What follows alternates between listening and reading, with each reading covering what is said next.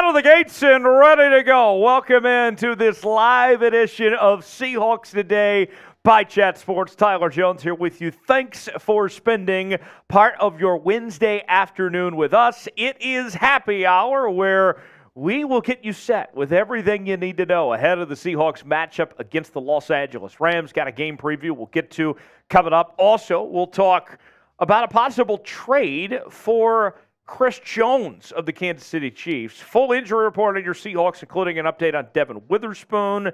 Roster update as well. We'll do a live Q&A mailbag coming up later. Use hashtag Seahawks or Super Chat to get on that mailbag. And then a little stock up, stock down action as well heading into week one. We'll examine the Seahawks, how they fare going into the weekend coming up in just a matter of moments. As we get this party started, shout out your city. Let us know where you are watching from as we get rolling. Myself, Tyler Smith, Smitty in the house here with you as we're coming at you from the Chat Sports Studios in downtown Dallas, Texas here on this Wednesday. Smitty, how do you do? I am doing fantastic, my friend. Ready to get set for Seahawks Game Live. week. Game week. Finally. We're playing the Rams. It's week one. Football's back. NFL regular season. I can't wait. I'm glad the 12s are here hanging out with us as we anticipate the return of Seahawks football. Let's go. Teddy and Lake Stevens. Beta Wyche, the richest college kid I know from Clemson, South Carolina. Got GR151 of 1 watching from Seattle. Tom in Los Angeles, the city of angels. Mikey in Houston is in Houston. Conrad in San Diego. I got Riggs in Tri-Cities, Washington. Now, Riggs, are you in Kennewick or are you in Pasco? What's the other Tri-City? I can't think of it off the top of my head. I know there's those two. I got David in Harrisville, Utah as well. Thanks for being here with us, guys. What will the score be for the Seahawks and the Rams game? Let us know. Chime in the comment section. Give us your official score prediction. What do you guys think? What will the outcome be for your Seattle Seahawks? I'll give my prediction coming up later. Smitty, what about you? What are you thinking for Sunday's game for these Seattle Seahawks here? Who wins? What's the final score? Well, it'd be silly to say that anybody else besides your Seattle Seahawks will come out with a victory this weekend. We have some updates about who will be playing in this game coming up. Little spoiler alert, Cooper Kupp will not. So that takes a big element of the offense away for the LA Rams. I'm thinking Seahawks win 31-20. 31-20? 31-20 would be my final. I won't give out my pick just yet. I want to wait till we get into our game preview segment. But want to hear from you guys. GR151 says Seahawks 31-17. Pablo checking in from South Carolina. What's up, Tyler Jones? Good to see you, Pablo. Pablo's got the Seahawks 35-27. Peter says Seattle 27-14. Gordon says 35-10. GR says no Cup. They're not scoring 27. Pablo, 35-27 Seahawks. So there you have it there. What will the Seahawks record be in 2023? My prediction, I said it a while back, 11-6 is my official prediction for Seattle heading into 2023. What is your official prediction? Are you there with me, Smitty? Are you thinking 11-6 or you think a little bit better? Yeah, I hate to have some bad radio here, but 11-6 is also the way I would That's the magic number. That is the magic number. I do think since Seattle's schedule, listen, do I believe that they are 2 games or better than 2 games better than last season? Yes, I do. Did the schedule get a little tougher? Yes, it did. So, especially that 4-week stretch in November. Not looking forward to that, but if the Seahawks can get out of there 2-2, I think 11-6 is certainly in their sights. Let's see. The predictions. Dylan says 17-0. That'd be nice. GR151 says 11-6. Tom says 13-4. James Max says 14-3. Nazir says 12-5, or some of these predictions. I wouldn't mind any of these records that I'm seeing here so far. All those look positive. I'll take 17-0 too. All right, let's get the chat fired up right now. This is our calling card. Smitty, this is kind of our warm-up for Sunday. I think we got to do it. What I want you to do over this next minute, I want you to spam S in the comments section. Spam 12. Or spam 12, rather. I like it. Take it up another notch. We're going to spam 12 because you guys are the 12s. And I'm so shouting people out. what we're going to do over this next minute, I want to see as many 12s as we can. And Smitty's going to shout you out and show you some love. And we're going to try to go as fast as we can. Consider this your warm-up for Sunday. Get on your feet, get fired up, take this YouTube chat as if you're there at Lumen Field on Sunday right now. Maybe you're going to be there, maybe you're going to be with us, whatever it may be. I want you to spam 12 in the chat right now. So 1 minute on the clock. Let's get fired up. 5, 4, 3, 2, 1, go! Oh, we had some people step over the line early, but we got Nazir saying 12. We got Dylan Peck saying 12. We got Mikey in Houston saying 12. We got Nazir saying 12. We got Riggs Ramirez saying 14-2. I wish there were 16 games left in the NFL season. 17 is a little weird, isn't it? We got Mikey in Houston saying 2. We got Nazir saying 2. We got Riggs Ramirez. We got Dudebra saying 2. 12. We got Froley and Teo saying 12. We got Peter Alfaro saying 12. We got GR15 saying 12. We got Wayne saying 9 and 8. Wayne, we're getting better than last year. Beta 30 YT, seconds gone by. Keep it up. Beta YT Faster. saying 12. Drew ESP saying 12. We got Peter Alfaro saying 12. We got Conrad saying 12. We got Tom Anderson saying 12. Norcog 12. Keep it up. Finish strong. Keep it up. I want 15 this chat seconds. spiking a little bit more than it is already. We got Dave saying 12. We got Nazir. We got Tom. We got Norcog. We got Peter. We got Tom. 5 seconds. Let's go. Keep those 12s rolling in the chat. I love to see them. I love to see them. That's great. Good work, everybody. Good warm-up. Get the vocal cords fired up for Sunday. Here's what's coming up on today's show. We will bring you the latest Seahawks news and rumors, possible trade for Chris Jones. Also do live Q&A, game preview with everything you need to know ahead of Sunday's game against the LA Rams. That is coming up in just a bit. Also, stock up, stock down. Who has momentum heading into this weekend's game against the Los Angeles Rams, and who's got something to prove? We'll talk about it coming up in just a matter of moments. That's what's on today's show. Super Chat menu. Let's show you what we are offering today. As right now, our Steelers channel's live. I believe Niners went ahead and went live with the Nick Bosa news as he signed a record contract. So we want to take it to them. We want to see how we can compete in the Super Chat battle as they're live with those teams, those channels right now, and we will reward you as such. This is a great way to interact, get some screen time. You'll have your username and whatever message and avatar. We'll throw you on screen if you send us a Super Chat. $sign below the chat box if you want to participate. Any Super Chat equals a shout-out. $5 Super Chat will sing the DK song. $10 Super Chat, that's a Geno shot, a fireball right here. Every $20 Super Chat, we will do a beer chug. I got my Happy Dad hard seltzer in hand right here. I'll chug it for you. And every $50 Super Chat, we'll get out the beer shotgun. So, folks, that is what we're offering today. If you want to participate, you want to hang out with us and contribute to the show and thank us for the work we're doing, then that is how you can interact and get involved. So that is the Super Chat menu. We are at 19 likes. I got 58 people watching so far. If you want to take part in our mailbag segment coming up later, hashtag Seahawks or Super Chat to get on the mailbag segment. 58 people watching, 19 likes right now. I need 30 to start the show. Like the video. Let's get some good vibes going. If you don't like today's video, then I think you don't want the Seahawks to win. You want the Seahawks to win? Prove it right now. Like the video, and let's get up to 30. I'll take a little salute. We'll do a little cheers to the 12s when we reach our 30 likes, and so we can get this thing officially started here on this Wednesday afternoon. 7 more likes away, then we can get this show started. Smitty, before we get going here, any final thoughts? Are you ready? You fired up for Sunday, man? I am so fired up for Sunday.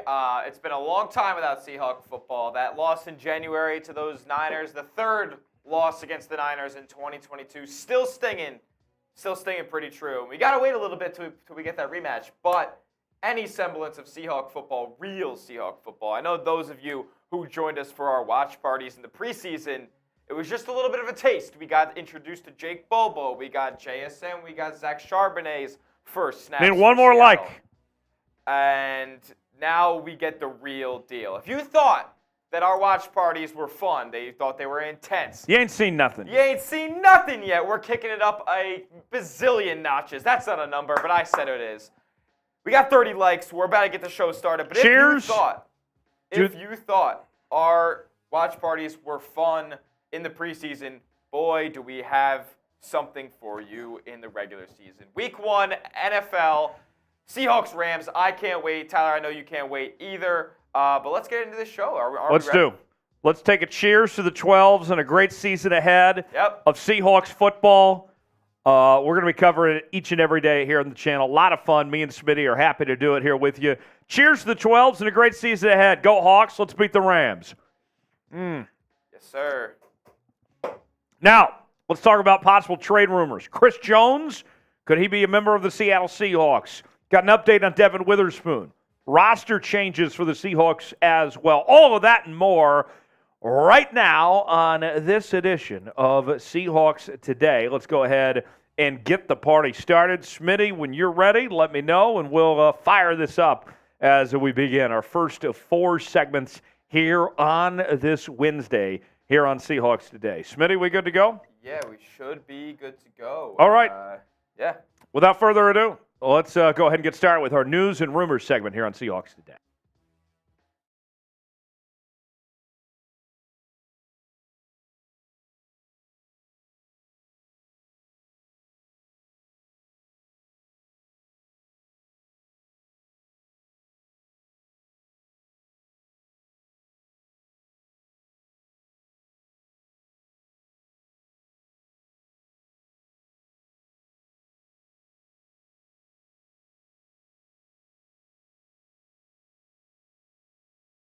Have a list of everybody that's watching this edition of Seahawks Today, and I'm going to know who liked today's video and who did not like today's video. And if the Seahawks lose because you didn't like today's video, you better believe I'm coming after you. So don't jinx it. Do your part. Like today's show. Let's get some good vibes going for your Seattle Seahawks heading into this weekend. Secure a victory. Start out 1-0. Like the video, and we'll get started with today's show. A trade for Chris Jones. Could that be in the works, potentially? NFL Network national correspondent Steve Wyche talked about a potential trade that the Seahawks could be making for the Pro Bowl defensive tackle. Jones is in a bit of a contract dispute with the Kansas City Chiefs, and it seems unlikely this is going to get worked out anytime soon, where he would be able to play tomorrow night for the Chiefs against the Detroit Lions. So what about the idea of Seattle? Here's more from Wyche in an interview that he had with Seattle Sports 710. Is this the year you make your move and do something like Chris Jones? It would make a lot of sense. It would make a lot of sense. The Seahawks are an organization that plays the long game. They play the fairways more than they play the greens a lot. So you say to yourself, could this be the window? We've talked about the NFC. The water's more in the shallow end of the pool in terms of top-heavy talent. This might be something where they wait a month, they wait 4 weeks to see if he's still available. Look, it's no secret Chris Jones would not be cheap, okay? I mean, Chris Jones, a player of his caliber, that's right in the prime of his career, that's got multiple Super Bowl rings and all that, would be very pricey for Seattle. But it's exactly what this team needs. All we've been talking about on this channel for months on end was the problems that persist for Seattle in the interior of the defensive line. More from Steve Wyche. Seattle just kind of looking at how they could use him. Jones has played primarily on the edge the past couple of years. Seattle could use him kind of as a hybrid 5 technique, hybrid 6 and 7 technique of what they do defensively. Bottom line is this. You talk about adding Chris Jones to this Seahawks team, which is loaded across the board, but obviously there's a glaring weakness here. You go from 0 to 100 real quick. Chris Jones makes the Seattle Seahawks a Super Bowl contender in 2023.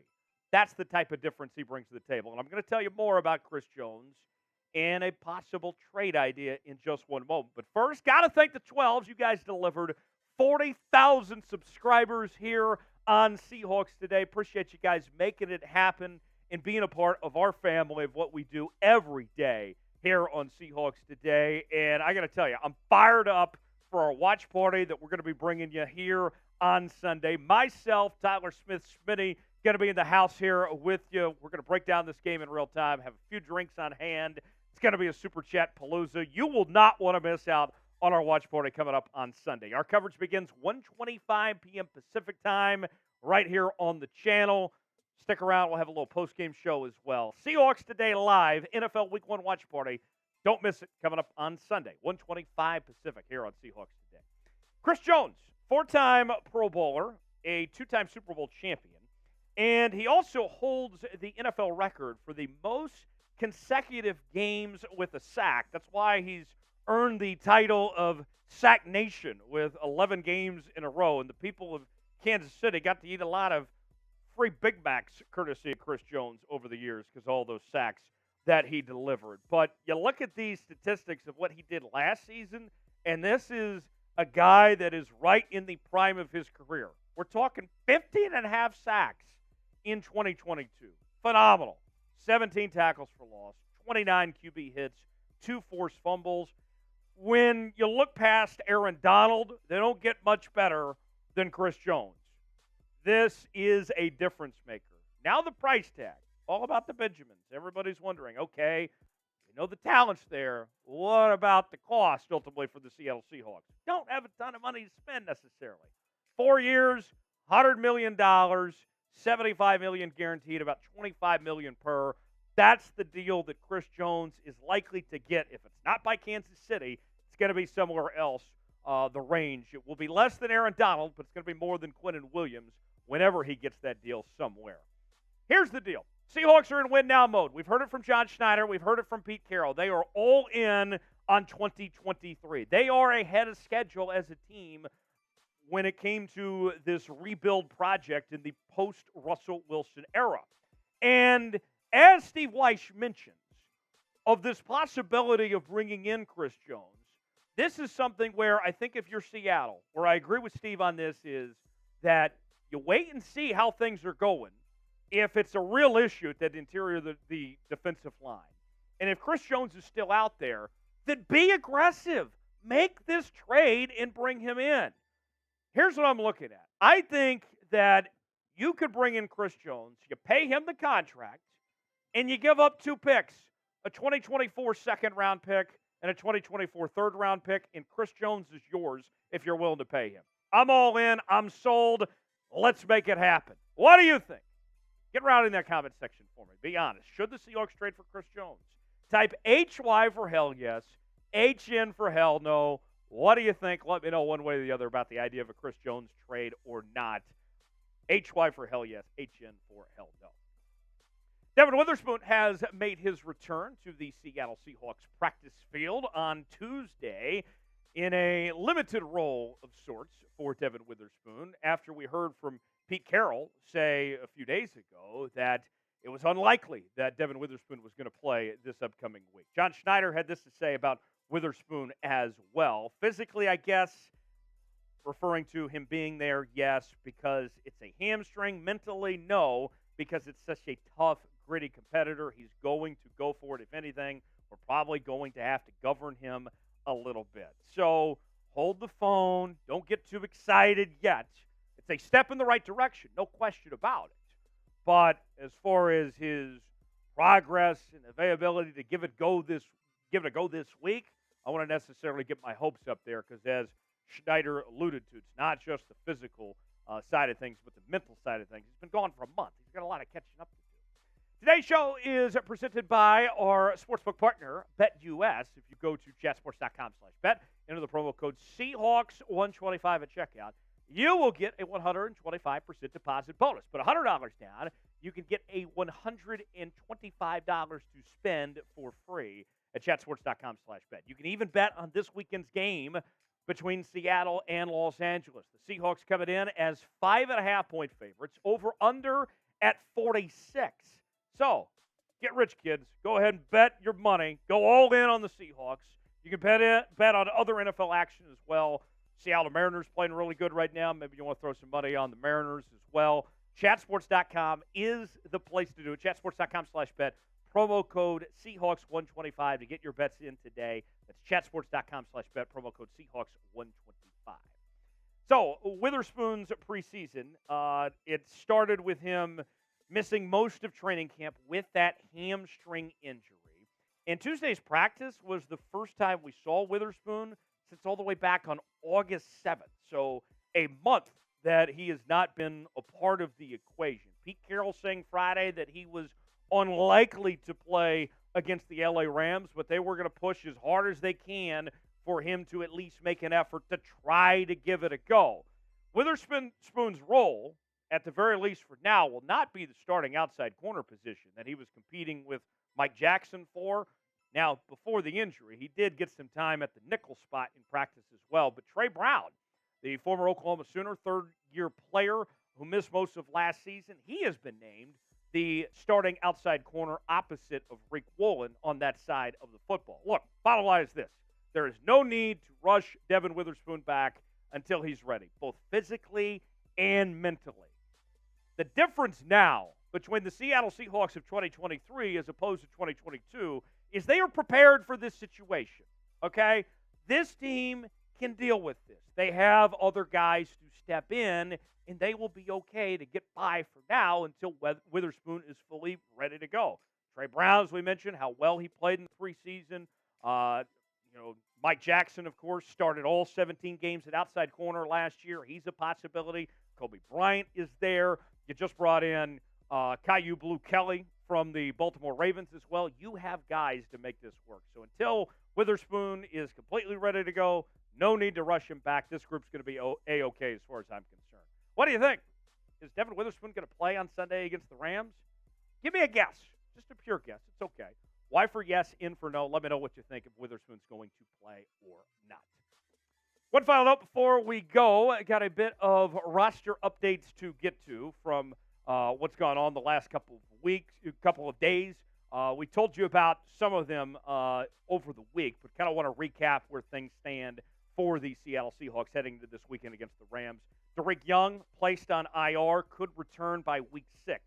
And why we say week 6? Well, the Seahawks have a bye week, week 5. So the following week is when then he would be eligible to make a potential return. Ben Brown signed over to the active roster from the practice squad. Will fill one of the guard positions for the Seahawks. Meanwhile, Holton Ahlers, who impressed in the preseason as the number 3 quarterback, he's been signed back to the practice squad, so he's not moving away just yet after getting cut from the practice squad just a couple days ago. Brady Breeze, safety, he's been signed to the practice squad, spent some time with the Detroit Lions previously, and then Brian Kobach was released. Brian Kobach had a few good moments in the preseason for the Seahawks, in particular as a pass catcher as well, but wouldn't be surprised if we hear his name called up again. Might not be the last we've heard from Kobach there. The thing that stands out to me, as far as with Derek Young going to IR, missing these next 5 weeks, huge opportunity for Jackson Smith-Njigba and Jake Bobo. Smith-Njigba and Bobo, as rookies, have a huge chance to step up, and I expect this offense not to miss a beat. That's not a knock on Derek Young at all, don't get me wrong, but the way that JSN and Bobo have gone through training camp and the preseason showing that they're ready to make an impact on this offense right away, I think this group's going to be just fine. And don't forget about Cody Thompson as well. Cody Thompson, when he's been given opportunity, has been pretty solid. So this receiver group, it's the best the Seahawks have seen in a very long time, and Geno Smith's going to be a happy camper. What do you think of the receiver group? Chime in the comment section. Give it a grade. ABCDRF, and let me know how you feel about the Seahawks receiver group heading into Sunday against the LA Rams. Speaking of Sunday, a reminder, we will be live. Coverage begins 1:25 Pacific right here on Seahawks Today. Me and Smitty and the crew, you will not want to miss out. We're going to have a great time here on the channel for our first watch party, first of 17 for sure, hopefully more, this season here on the channel. Going to be a great time. Appreciate you joining us. Make sure to hit that like button. Don't jinx it. We want to do our part to get a Seahawks victory this weekend. Because trust me, I will find you if you didn't like today's video. Thanks for joining us. We'll see you next time here on Seahawks Today.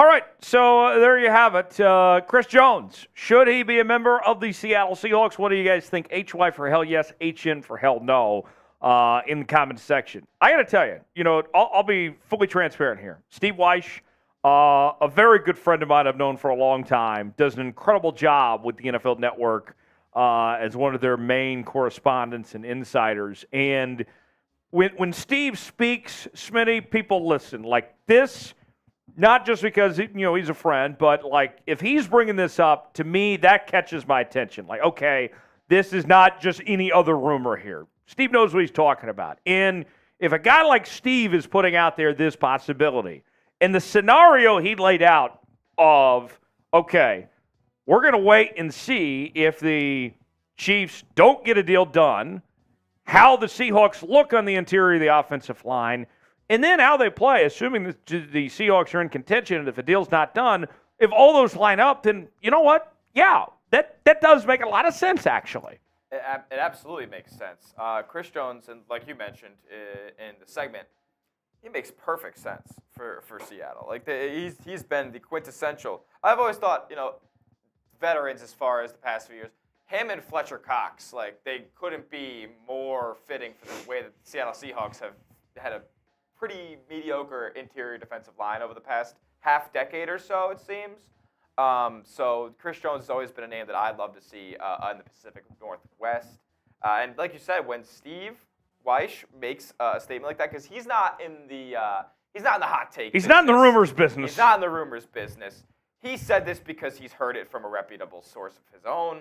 And that's why, to us, it's credible, and that's why we gave you that information, because we feel like it's necessary. And when a guy like that makes a claim like that, there's got to be some weight behind it. Right. So what do you guys think? Should the Seahawks trade for Chris Jones? HY for hell yes, HN for hell no. Second and third round pick. Got to pay him a lot of money, $25 million a year, but I would be very, very interested in the Seahawks doing that. I think that'd make a lot of sense in that scenario that was laid out there. Weigh in. Tell us what you think in the comments section. Now, I'm actually curious, though, how old, I know he's on the wrong side of 30. He's been in the league a long time, but how old actually is Chris Jones? He's 29. 29. So he's not even on the wrong side of 30. Who said he was on the wrong side of 30? I saw that earlier this morning from something. I don't know what it was. So I guess he's not, because he won't even be 30 until after the season's over. So you can give this guy a 4-year deal. I was thinking if he was like 31, I was like, 4-year deal, $100 million, that might be a little too much. But well, and here's the other thing too. I know that there's going to be people in the chat, some of these keyboard warriors out here, they're going to say, the Seahawks can't afford it. Well, the salary cap's only going up. Yep. And with the way that the Seahawks are paying Geno Smith, really a lot less than what he's actually worth, you have some cap flexibility for the next couple of years. And especially like when people say you can't afford it, what can they afford then? Like, who are you going to pay at that point? Right. Like, the Seahawks are pretty much, like, think about it. DK's paid. Tyler's paid. Geno's paid. Bobby's a year-to-year thing at this point. Right. Woolen's still a rookie contract. JSN, obviously, a rookie contract. And Dylan says, I say wait and see what the rookies can do. The rookies have nothing to do with this. Yeah. This is a complementary piece to the rookies. Like right. The rookies actually factor in the least out of everybody because they're getting paid virtually nothing, especially the ones on the D-line front seven who we didn't even take in the first round. Guy like Witherspoon, again, rookie contract. Kobe Bryant, rookie contract. Julian Love, paid for 2 years. Jamal Adams, paid. Everybody's paid. Draymond Jones, paid for 4 years. Everybody's paid. If the Seahawks can make a deal like this, you have to go do it. If I were to guess, my gut tells me the Chiefs are going to find a way to pay Chris Jones. They will. That always ends up happening. But if he doesn't play tomorrow night, then that's a red flag to everybody out there that, okay, this is not going as planned. That puts the league on notice that Chris Jones is available. Is available. Yeah. Yes. All right. Mailbag coming up next. We need some questions. Okay, I need you guys to send in some questions you got for us. Heck, even if you got a question for Smitty, we can throw them on camera in the mailbag segment. I'm more than happy to do that. All right. Hashtag Seahawks or Super Chat. If you send in a Super Chat, then your questions will get answered first. So we'll start this segment in a moment, but we need you guys to submit those questions. Hashtag Seahawks or Super Chat. You can Super Chat by using the $sign below the chat box to get your questions in and be a part of our show with whatever you guys got. If you want to talk about the season ahead, you got any trade ideas, potential players the Seahawks should sign, maybe you want to look ahead to the draft next year, whatever it may be. I am open to anything. Maybe you want to ask about Smitty's love life or something. I don't know. I mean, we're open to all possibilities. Send in your questions for our mailbag segment that we will begin coming up in just a few moments here on Seahawks Today. Who do we got in the chat right now? Checking in the chat box, I see Herbert, Jim, David, Steve, Chris, Tom. Send in some questions, guys. Need some questions for this mailbag segment. Cody says, go. Cody, send me a question. Hashtag Seahawks or Super Chat, and you will get on it. Peter, good work. That is how you get in the mailbag segment. Peter, your question will get on. Nasir, you always have something to say. Give me a question. Yeah. What do we got?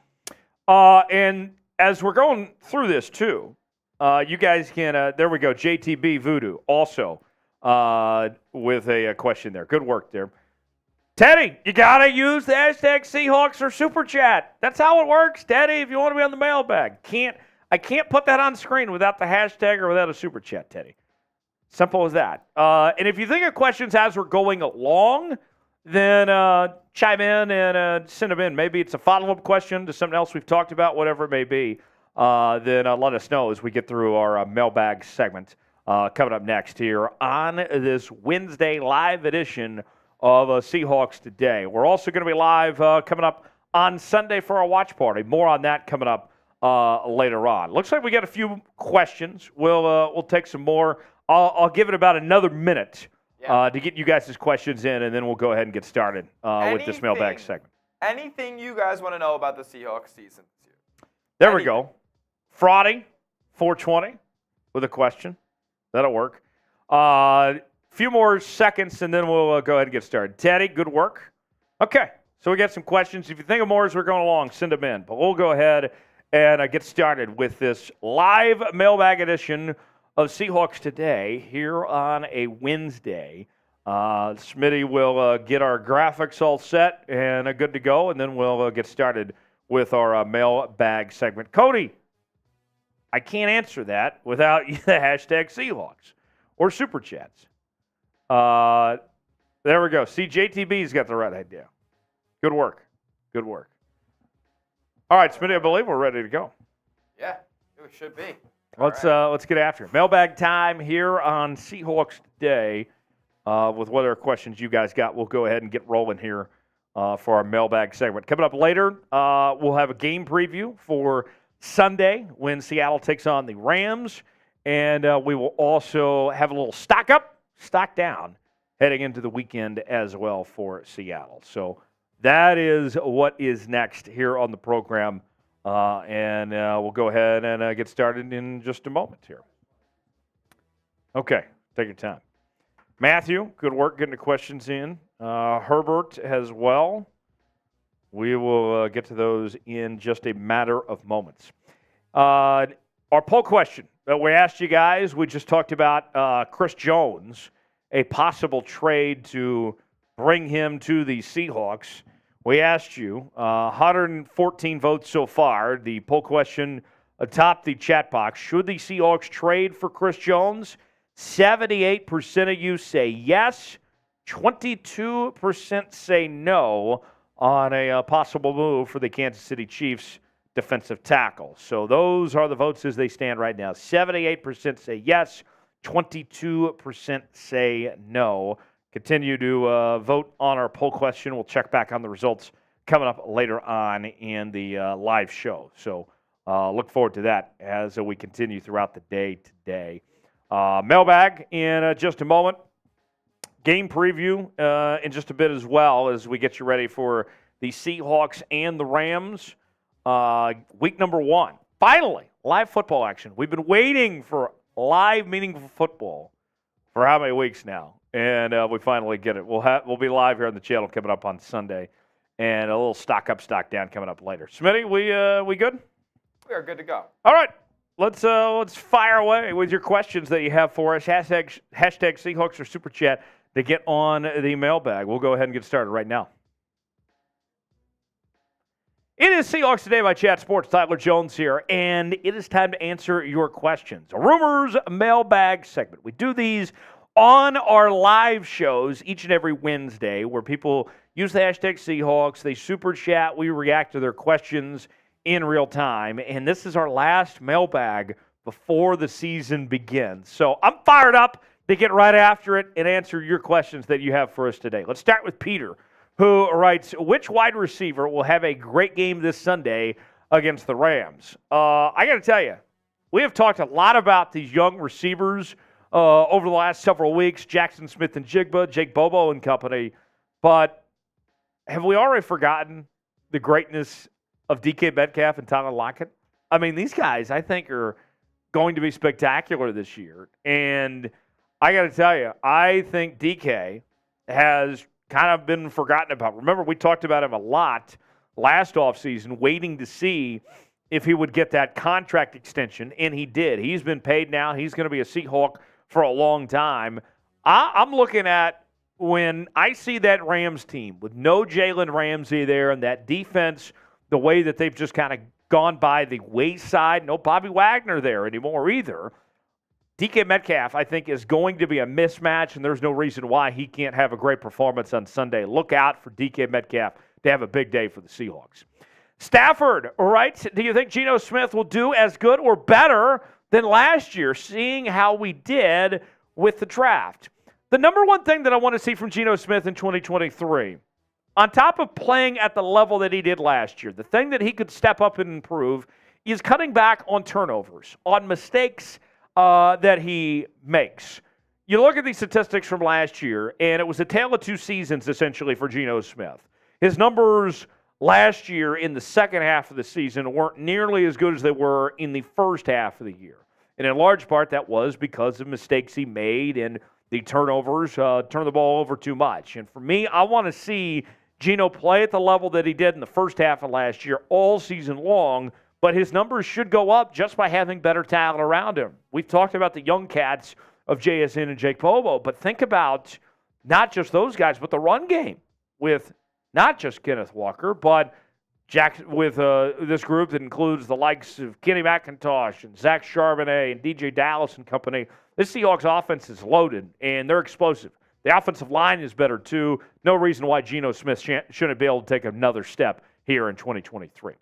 Jared writes in, what do you think, who do you think will score the first touchdown for our Hawks this season? Something is telling me, Jared, you're asking me for who to place a wager on, to get your future bet in. And you can do so at chatsports.com/bet, promo code Seahawks125. I would say first touchdown, look for it to be on the ground. Don't count out Kenneth Walker to get a touchdown score and get things going offensively for the Seahawks on offense. Red zone touchdown, Kenneth Walker, that's where I place my bet on as far as that goes. Chatsports.com/bet, promo code Seahawks125. Legion of Boom Forever 1 writes, why is DJ Dallas running back number 2? Who will be the Seahawks' leading rusher? Legion of Boom Forever, good question. Why is DJ Dallas the number 2 running back on the depth chart? Because he's the oldest. The experience is the reason why he holds that spot for now. That's, I think the key word is for now. I don't think that he is going to be the number 2 running back for the long term. We're going to see Zach Charbonnet be that guy. But I expect, as much as we've talked about how the Seahawks have all these different runners, besides just Kenneth Walker, but using a second-round pick on Charbonnet, using a seventh-round pick on McIntosh, and Dallas there, and, what's that mean for Kenneth Walker and his future? Is he still the lead back for this team? The offense still starts with Kenneth Walker running the football. He is going to have a fantastic year, and history tells us that Seahawks wear out their running backs. They'll need multiple running backs to get through the season. So Kenneth Walker is going to lead this team in rushing, but I think he's going to have a great year, and the other guys will be good as well. Charbonnet will eventually be that number 2 running back.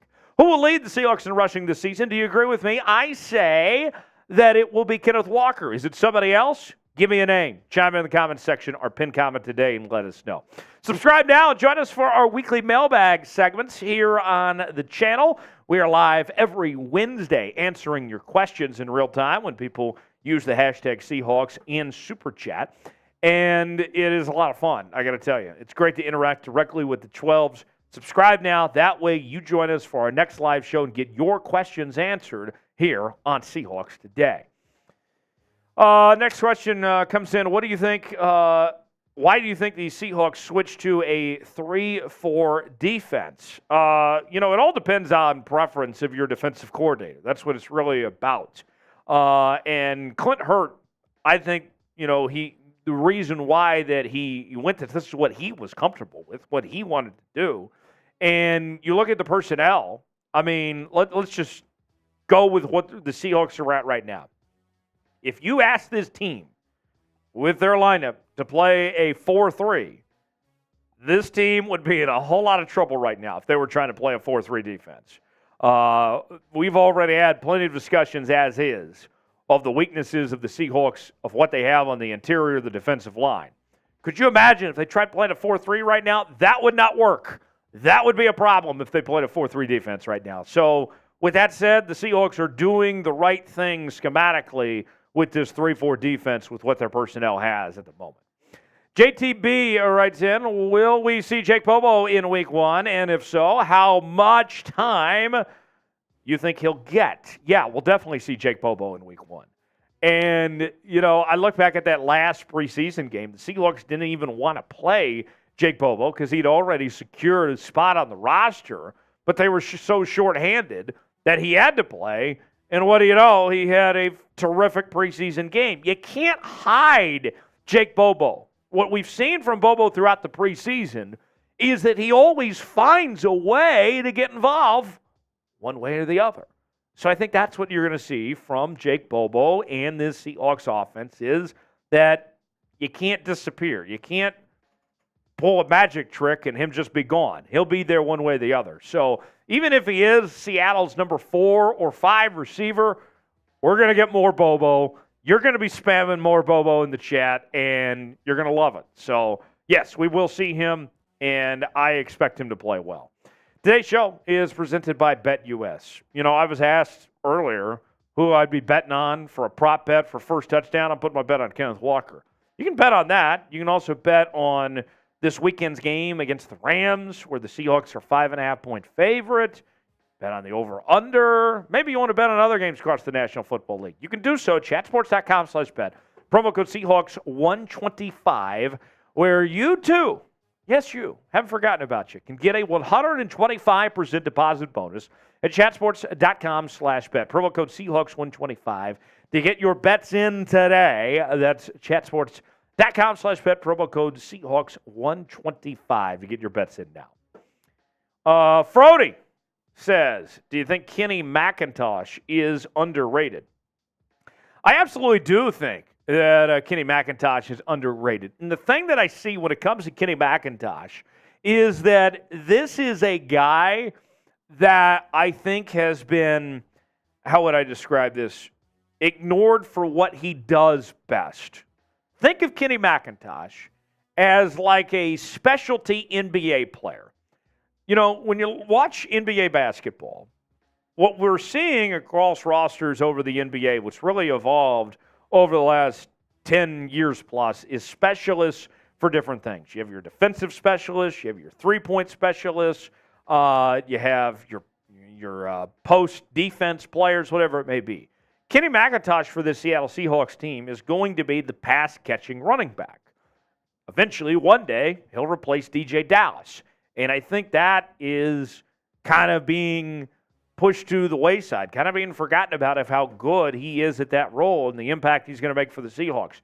I had him higher than a 7th-round grade. I thought he could have been a 5th-round pick, potentially. He was a steal for Seattle. I liked it, and I'm excited to see what he does. Carter writes in, could Tyler Lockett get traded if Njigba is elite? Not this year, but down the line, potentially. Here's the deal. Bottom line is this. Some people don't like to hear this, but it's the truth.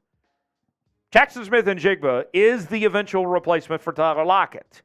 Might be next offseason, might be 2 or 3 years from now. I don't know when it is. But eventually, at some point, Smith-Njigba will be Tyler Lockett's replacement. I don't know when that happens, but eventually, yes. That is his job that eventually he'll have is in Lockett's place. Teddy G writes, do you think the Seahawks will cut or trade Diggs and Adams next season? Diggs will be back. Adams, I think this is his 1 year in Seattle, and then they're going to try to find a way to move on from him. I don't see him sticking around. Hall of Fame GOAT 214 says, who are some potential trade deadline targets? As we talked about in the channel earlier this week, I'm very intrigued to see what happens with Chris Jones if the Seahawks ultimately are in a position to be able to trade for him if the Chiefs can't get a deal done. The Titans sound like they're going to be potential sellers, wholesale changes at the deadline. They could be moving on from a DeAndre Hopkins or a Derrick Henry if the Seahawks have injuries at the wide receiver or running back position and they're still in contention. Maybe you make a call there for one of those two type of guys. Those are some early ideas potentially of some players that could be out there. And whatever's going on with the Indianapolis Colts, besides Jonathan Taylor, which I don't see that happening, DeForest Buckner, Grover Stewart, those are some guys that come to mind there. Name a player the Seahawks should trade for. I've given you a few possibilities. Now it's your turn to weigh in and give me a name or two that comes to mind. Who should the Seahawks trade for? Let us know. All right, so there we go. That is our mailbag segment. And up next is our game preview segment that we'll bring you as we'll get you ready for the Seahawks and the LA Rams on the other side in just a moment. You know, we still haven't had our first Super Chat of the day yet. I'm very curious. We got 89 people watching right now. Who is going to get the ball rolling and get this party started and send the first Super Chat of the afternoon? It's happy hour. We're having a few drinks. We're partying. We're having a good time. Any Super Chat gets you a shout out. $5 will sing the DK song. $10 will do a Geno shot. $20 do a beer chug. $50 will do a beer shotgun. When we drink the Seahawks score, we want to get the momentum going, get the vibes rolling for your Seattle Seahawks ahead of Sunday's game.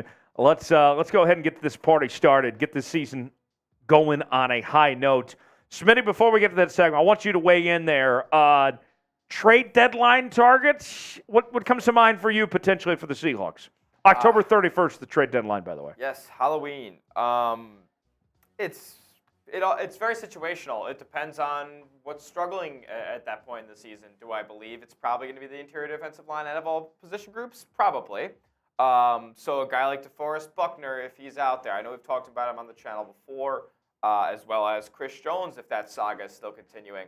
I know it's kind of pretty vanilla, me going big names there for trade deadline targets, but I think that's what the Seahawks team needs, is another big name on the defense, a big veteran name on the defense, because we have guys, Reek Woolen, Witherspoon, and a guy like Julian Love, Uchenna Nwosu, Draymond Jones. Like, those guys are young. Like, they're still in their first, second contracts. Yeah.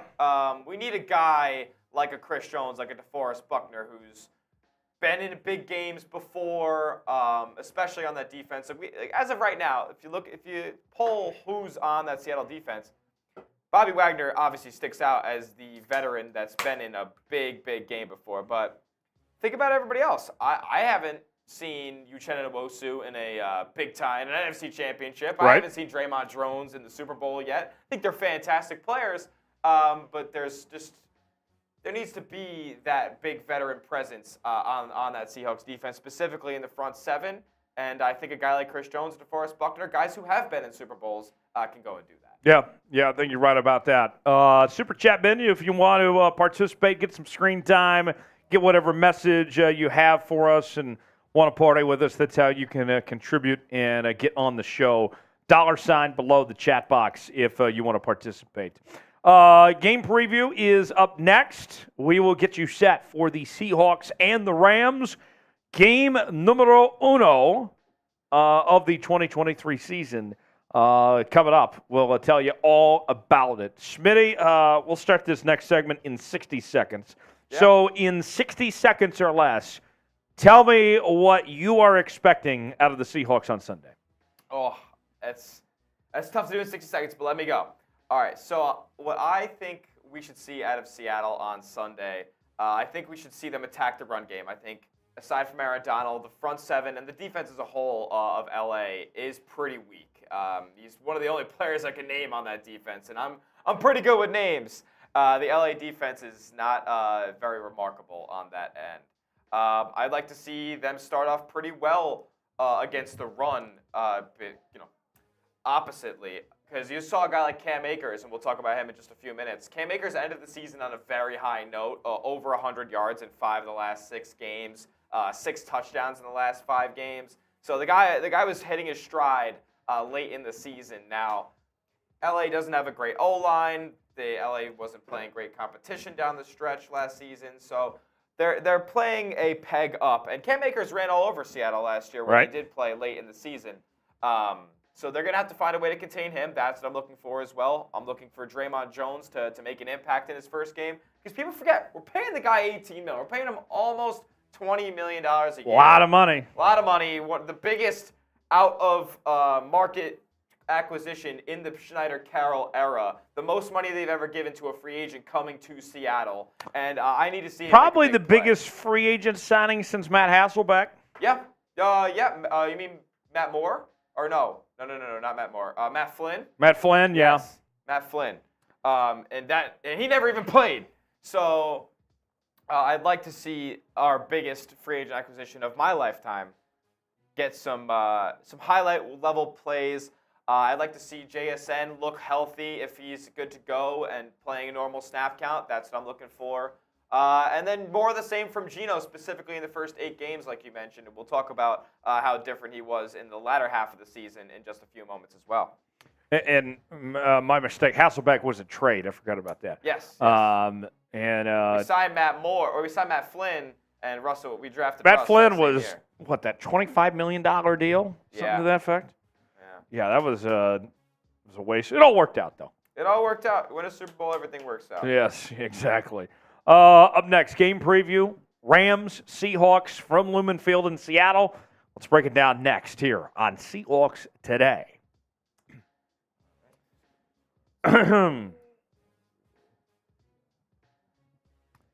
We'll get ready in just a moment. All right, we good to go? Yep. All right, let's get after it. The wait is finally over. Seahawks football is back as your Seattle Seahawks take on the Los Angeles Rams in the season opener from Lumen Field in Seattle. Tyler Jones here with you with a complete, comprehensive preview of Sunday's matchup. Coming up later in the show, I'll give you my prediction. I got 5 keys to victory as well as a look at the injury report with some pretty big injury news that we'll get to in a moment. But first, you gotta join us coming up on Sunday for our first watch party of the year. Myself, Smitty, we're going to be here. It is going to be a great time. Super Chat Palooza, drinks on hand. We're going to be partying, breaking down the game in real time. If you're going to miss it, then you are a hater. You're not a real member of the 12s if you're not hanging with us on Sunday. We're going to have a great time. You got to be here. If you love your Seattle Seahawks, join us. 1:25 Pacific on Sunday. Seahawks Today Live. First watch party. Come hang with us. Let's go over the injury report for your Seattle Seahawks. And a couple notable guys already out. No Derek Young. No Jamal Adams. We already knew that, of course. No surprises on that end.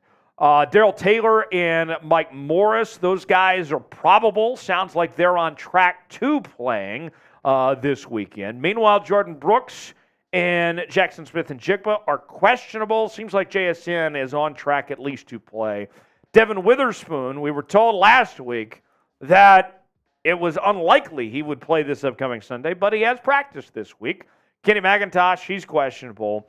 And then Olu Oluwatimi, he's questionable, as is Derek Hall and Cody Thompson with a shoulder injury. So that was a long injury report for the Seahawks, but optimistic.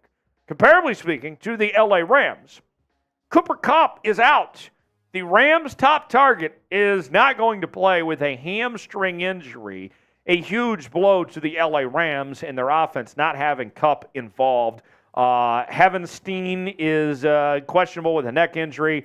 Noteboom is questionable with an undisclosed injury. Kendrick with a hamstring questionable. And Hunter Long is questionable with an undisclosed injury. So breaking down the entire injury report by both teams piece by piece. I'll put it this way.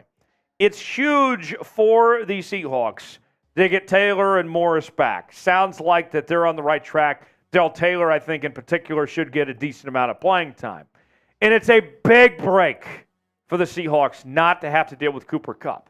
Because when he's healthy, Cooper Kupp's one of the best receivers in the National Football League.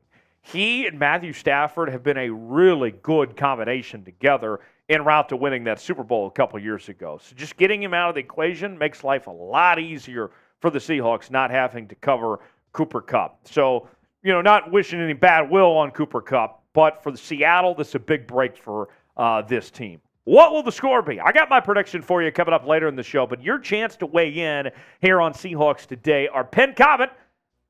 What will the final score be? Who wins? Obviously, you're picking the Seahawks. What's the final score going to be? Tell me in the comment section. Let me know how this one plays out on Sunday. Keys to victory for Seattle. Got to start fast if you're the Seattle Seahawks. This team needs to come firing out of the gates as far as I'm concerned and really just set the tone right away.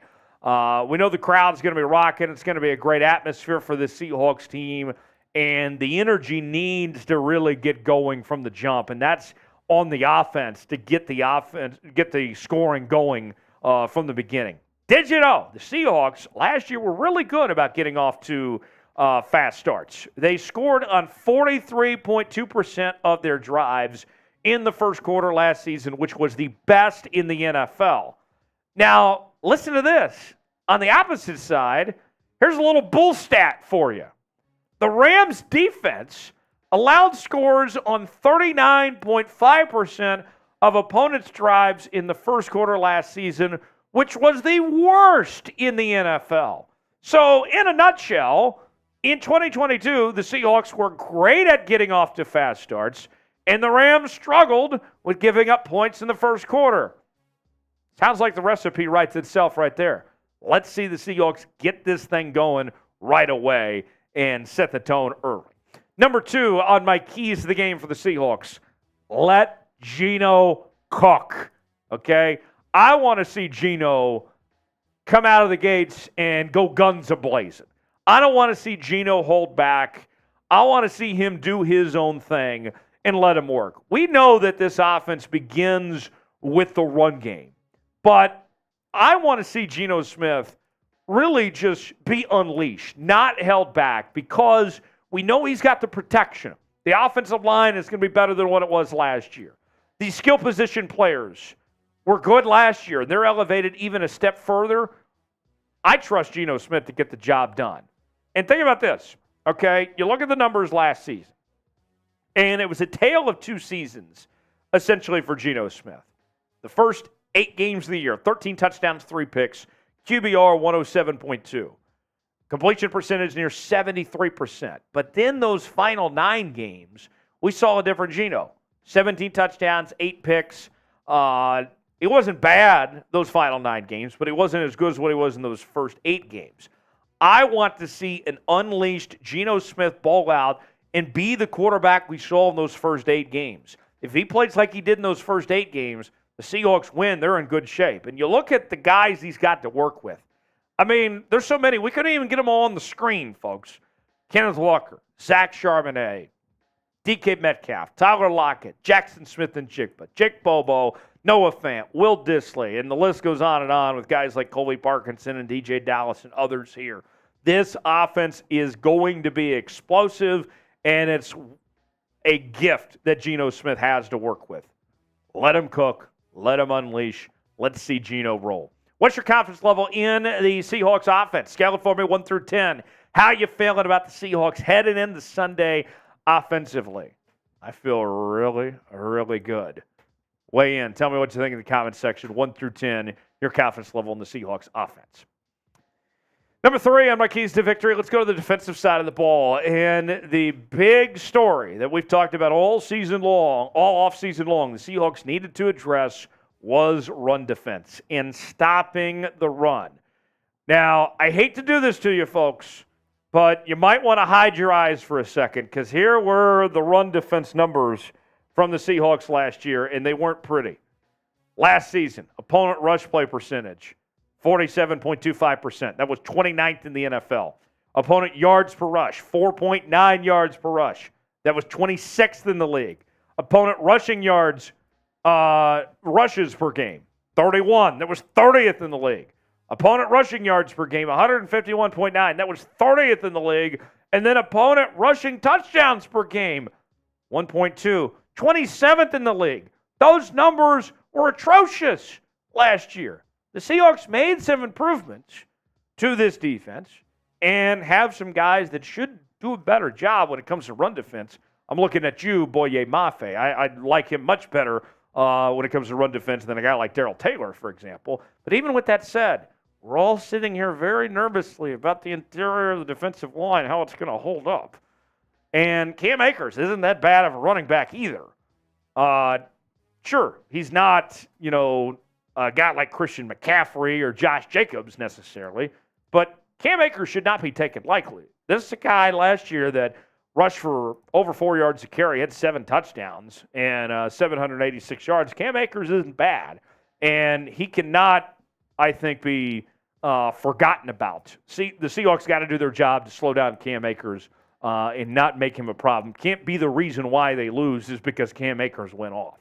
Today's show is presented by BetUS, the exclusive sportsbook partner of Chat Sports. If you go to chatsports.com/bet, enter the promo code Seahawks125, you will get a 125% deposit bonus. Put $100 down, you get $125 to spend for free at chatsports.com/bet with that promo code Seahawks125. Seattle favored by 5.5. The total over-under is at 46. You want to bet on your Seattle Seahawks or other games across the National Football League, you can do so. Chatsports.com/bet, promo code Seahawks125 to get your bets in today. We continue with our keys to the game for the Seahawks, and next up is winning the turnover battle. It's not just protecting the football, but it's also creating turnovers as well. And this is where things get interesting. As I looked into the analytics and the statistics of this matchup, I found this very interesting when looking back at the Seattle Seahawks last year. Get this, folks. The Seahawks had an overall record in 2022 of 9-4. So that's nearly a 70% winning percentage last season when forcing one or more turnovers. Pretty good, right? You create at least a turnover, you win most of the time if you're the Seattle Seahawks last year. And a guy I'm watching for, a player to watch for this statistic, is none other than our man Reek Woolen, formerly known as Tariq Woolen. I hope that Reek is aware, watching film on Matthew Stafford. I'll say this, I like Matt Stafford personally. This is not a diss on Matt Stafford at all. Super Bowl winning quarterback. Very well one day might actually even be a Hall of Famer. So this is not a diss on Matt Stafford. Don't take this the wrong way. But the weakness of Matt Stafford's game is that he turns the football over a lot, that he throws a lot of interceptions.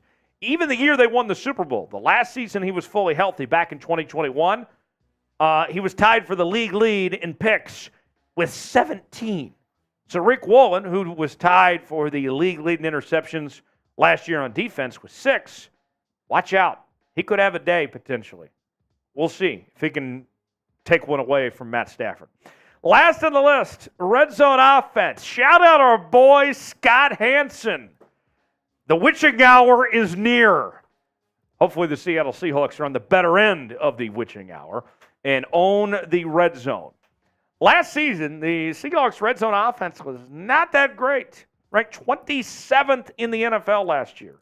That's got to greatly improve for the Seahawks.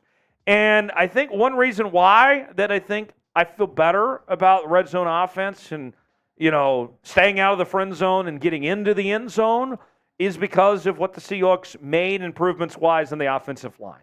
Not only are Charles Cross and Abraham Lucas going to be a year older and have more experience in run defense, which they didn't do a whole lot, or run blocking rather, which they didn't do a whole lot of in college when Cross was at Mississippi State and Abraham Lucas at Washington State. But you add in Evan Brown, who I think is going to be an upgrade at the center spot. Phil Haynes, I think, is solid. Damian Lewis and company. I like this group. This offensive line, I think, is going to take a step in the right direction. And if they're not good enough, well, Anthony Bradford, Oluwatimi, those guys are going to be more than excited about the opportunity potentially to get to play for the Seahawks there. So those are my keys to victory. Got to start fast. Let Geno Smith-Cook do his thing. Show up, show out. Stop the run. Don't underestimate Cam Akers. Win the turnover battle. Create some turnovers. And then red zone offense. Got to do a better job than you did last year. I have my official prediction that I will get to in a moment. But I want to hear from you first. Who will be the Seahawks MVP against the Rams week 1? I'm going to lean towards Geno for week 1. I think Geno really gets excited and sets the tone early for this upcoming season. Geno's my pick. Give me your MVP for the Seahawks against the LA Rams. My official prediction, I am going to go with a Seahawks win 31-17. I think this offense is going to be rolling. The defense is going to make enough plays. I think the Seahawks ultimately pull away in the fourth quarter and insert their will and get the job done, start the season 1-0 with a commanding win, double digits, and this game's not in doubt. 31-17, my official prediction. Don't miss out. We're going to be live for the entire game on Sunday. Myself, Smitty, will be here with you. Coverage begins at 1:25 Pacific, live right here on Seahawks Today. You will not want to miss it. We shall see you then here on the channel. Thanks for joining us. Enjoy the game. All right. We got some super chats to catch up on that came in while we were doing that segment. So don't worry, folks. We have not forgotten about you. Jim, James, and the man himself will get to you here in just a few moments. But, Smitty, your MVP Sunday, who's it going to be? Oh, my MVP Sunday. You know, DK has had a hard time against the Rams when Jalen Ramsey was in town.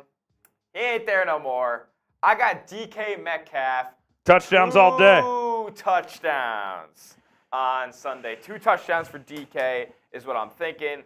And if you got 2 touchdowns, Cooper Kupp won a Super Bowl MVP doing that. I think DK will take that. Practice report just came in. JSN, full go, ready to go on Sunday. Let's go. Spam JSN. Spam JSN in the comments. He's playing week 1, full go, no snap count. Devon Witherspoon, limited. TBD for the Rams game. That's not bad. Darrell Taylor, limited. Carroll says he's ready to go, as we mentioned. And Jamal Adams will try to practice next week. So there you have it on the Seahawks injury report on that front there. Stock up, stock down. Our final segment is next. That's SJN you spelled there. SJN. Never mind, guys. JSN. My bad. I'm going too quick. JSN. That's what she said. Bonk. Let's go through these super chats real quick. Jim wants to hear the DK song. Yes, I will get those. Oh, my bad. Jim says, how many games do you think Jamal Adams plays this season? Party on. I love it, Jim. We'll party all day, all night, every day. Gonna rock all night, all night. And party every day. How many games did he play? Well, at this point, hopefully 16? Yeah, you hope. Hopefully 16. It's hard to guess when it comes to if guys are going to get injured again, whatever. But I think with having Quandre and Julian there, it almost feels like Jamal's a luxury at this point. Yeah. I think the Seahawks are fine with or without him either way. But hopefully 16 potentially. Realistically, if you can get 10 out of him, I think you'll be pleased. We owe the DK song for that. Sing it. Let's go. Choppin', Carol's choppin', Geno passes, no one stoppin', DK. Touchdowns all day, he rules. James Mack, the Hawkpocalypse, let it begin. Let's go, James. Talk to me, James. I think this is a movement. James is on to something. I have been in on the Hawkpocalypse since I've seen it. This guy, James Mack, you know what you're doing, man. James started a movement. I respect it. Let's see. Another super chat. The man himself. Yeah. He wants to hear He wants to hear the DK song again. I think Jake Bobo could be our modern day Joe Jarvicius? What do you think about that, Smitty? I mean, listen, Joe Jarvicius comes up in big moments. If that's a Jake Bobo thing, like I could totally see like a clutch Jake Bobo play, and then he just goes national spotlight, mainstream Jake Bobo. I'll say this. It's refreshing not to see Steve Largent mentioned. Steve Largent is a Hall of Famer, one of the greatest wide receivers of all time. And he wear gloves. I understand that Steve Largent wasn't the fastest guy like Jake Bobo, but he's a Hall of Famer. The comparison should end right there between he and Steve Largent for now. Let's have that discussion when Jake Bobo is a Hall of Famer. But nonetheless, chopping, carols, chopping, Gino passes, no one stopping, DK, touchdowns all day, he rolls. Thank you, the man himself. James Mack with another $2 super chat. What up, James? Seattle 46, LA 24. Agree with Gino for game MVP. Hawkpocalypse. Yeah. That'd be a lot of points. The NFL clock moves pretty quick. If they can get 46, I'd be impressed. If they score 46, I will submit my ticket to Seattle to win the Super Bowl to my boys back home. Yeah, James. I like it, though. Like the confidence. There you have it. Let's see. Let's go back to the Super Chat menu before our final segment. Since you guys are now getting the Super Chat started. Took a minute, but we're cranked up now on the Super Chats. Our final segment, Stock Up, Stock Down, breaking down 6 Seahawks players whose stock is up and whose stock is down entering the 2023 season. We'll go over that here in just a moment. But if you want to participate and be on screen, just like what we saw from James Mack or what we saw from the man himself or Jim or others, here's your opportunity to do so. Any Super Chat equals a shout-out. $5. We'll sing the DK song, that lovely song you just heard. $10 Super Chat. We'll do a Geno shot. $20 Super Chat. Do a little beer chug. $50 Super Chat. Get out the beer shotgun. Boot Hall of Fame also an option as well. $100 gets you a spot in the Boot Hall of Fame. We're about to retire this thing. We've got a new boot that we're going to start on Sunday for the 2023 season. So today is literally your last chance to get on this boot. If we get to $200, then we can do the boot. We're about at $14 right now. So it's got a ways to go before we can potentially do a boot. But it can be done. We'll see. With that said, final segment. Stock up, stock down is next here on Seahawks Today. So we're going to do... That's all right. No worries. It's all good. Let me add that to the script here real quick. It's all good. Doesn't matter as long as we hit our numbers. Oh.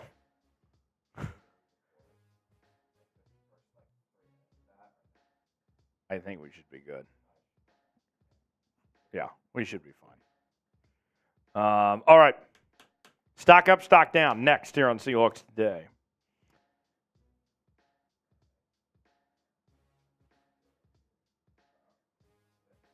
All right. NFL season starting tomorrow. You going to be watching Chiefs Lions? Of course I'll be watching Chiefs Lions.